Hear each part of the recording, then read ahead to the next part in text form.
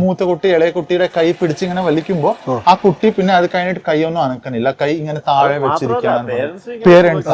Parents ഇങ്ങനെ കൈ പിടിച്ച് ഇങ്ങനെ തിരിക്കാനൊക്കെ അതൊരു കുട്ടീനെ കളിപ്പിക്കാൻ വേണ്ടിയാണ് അവർ ചെയ്യുന്നത്. ബട്ട് എന്നാലും അങ്ങനെ പുള്ളയുമ്പോ ഇവിടെ ചെറിയൊരു പുൾഡൽ ബോൺ പറഞ്ഞിട്ടൊരു പ്രശ്നം വരാൻ ചാൻസ് ഉണ്ട്. അത് യൂഷ്വലി ഒരു ചെറിയ കുട്ടികളിലാണ്, പറഞ്ഞാൽ ഒരു 5 വയസ്സ് 6 വയസ്സ് വരെ മാക്സിമം ഉണ്ടാവും. അവർക്ക് ട്രീറ്റ്മെന്റ് എന്താണ്? അവർക്ക് ട്രീറ്റ്മെന്റ് നമുക്ക് അത് റെഡ്യൂസ് ചെയ്യാൻ പറ്റും. പറഞ്ഞാൽ അതൊരു പൊസിഷൻ മാറിയിട്ടുണ്ടാവും, അത് കറക്റ്റ് ആയിട്ടുള്ള പൊസിഷൻ വെച്ചിട്ട് പിന്നെ ഒരു 5 മിനിറ്റ് അതൊരു മാജിക് പോലെയാണ്. നമ്മൾ ഈ കുട്ടികളിനെ കറഞ്ഞുകൊണ്ട് വരും, നമ്മളത് റെഡ്യൂസ് ചെയ്ത് കഴിഞ്ഞാൽ അപ്പൊ തന്നെ കരച്ചിലെല്ലാം നിർത്തിട്ടെ കളിക്കാൻ തുടങ്ങും. അതിന് അപ്പൊ അനസ്തേഷ്യയുടെ ആവശ്യം പുൾഡൽബോന്ന് അറിയാത്തവര് ചിലപ്പോ ഈ എക്സ്റേ എല്ലാം ചെയ്യും, എന്നിട്ട് കുഴപ്പമൊന്നുമില്ല എന്നും പറഞ്ഞ് വിടും. പക്ഷെ ഇത് മാറത്തില്ല. നോർമൽ ആയിരിക്കും.